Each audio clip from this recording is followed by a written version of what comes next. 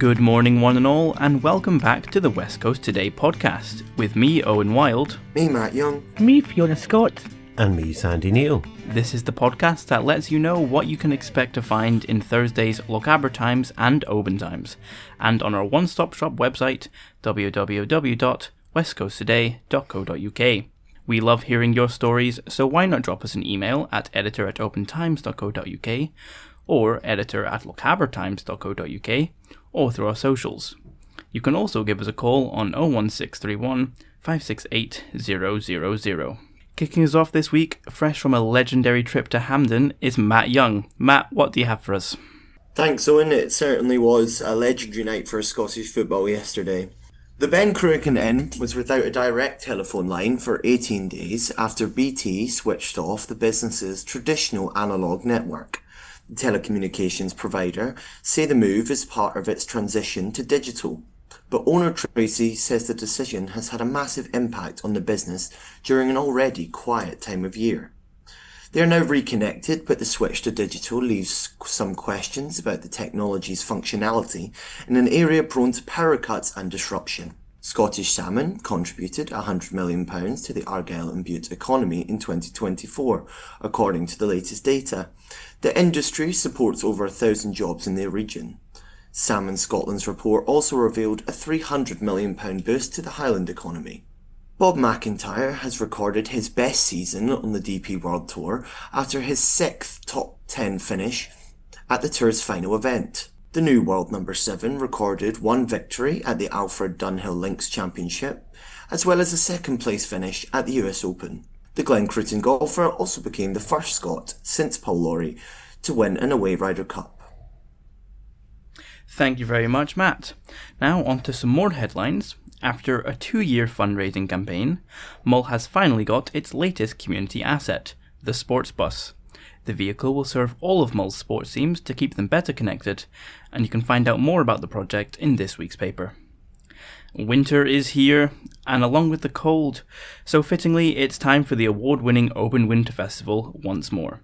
We've got you a fun photo spread from the opening of this year's event, along with video of the parade on www.westcoasttoday.co.uk. And finally, in another update into the care crisis, the family of a man whom the NHS previously dismissed the case of have spoken out, detailing his 7-month wait for a care package after a fall. Now, we're on to Fee. What's happening up north, Fee? Thanks, Owen. Well, as you can probably tell, we have a distinct festive flavour in this week's Loch Awe Times as the region gets set to light up for Christmas. The Fort William Festive Fund Group have been working hard throughout the year and have had a cracker of a night planned for Friday, November the 28th. And if that's not enough festive frivolity, then you can head along to the Nevis Centre the following day for Lochaber Rotary's annual Christmas festival. This week we reveal the winners of this year's Santa's Elves competition, who will ride with Santa on his sleigh from Cameron Square to the Nevis Centre on the day. Also in this packed edition, Fort William's Highland Cinema is offering Lochaber residents a one-of-a-kind opportunity to become the next Steven Spielberg, while West Highland Museum had a very outlandish visitor. Find out who in this week's paper. You can read all these stories and more in this week's Loch Awe Times or on our website at www.westcoasttoday.co.uk. Back to you, Owen. Thank you very much, Fee. Well, yeah, we're all in that festive spirit. Now, Kathy is enjoying a well-earned day off today, but back from Arran, we have the triumphant return of Sandy to tell us all about her stories. Sandy, what's Kathy been looking into? Thank you very much, Owen. Well, an Oban Granny has told how she is crippled by an agonising esophagus disorder that can only be remedied by eating Love Heart sweets.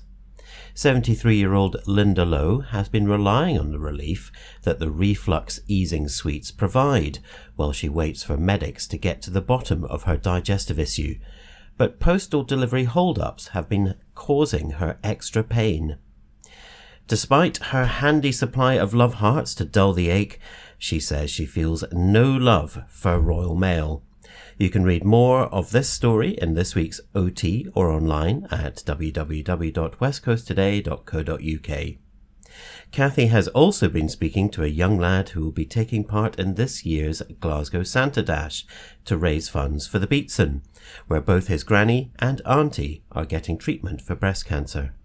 Also stepping out for a good cause are the Ramsey family from Dunbeg, who between the four of them have walked 300 miles in 30 days for their dad who has dementia.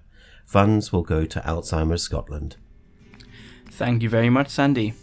Well, that's all we have for you this week. We hope you've enjoyed listening.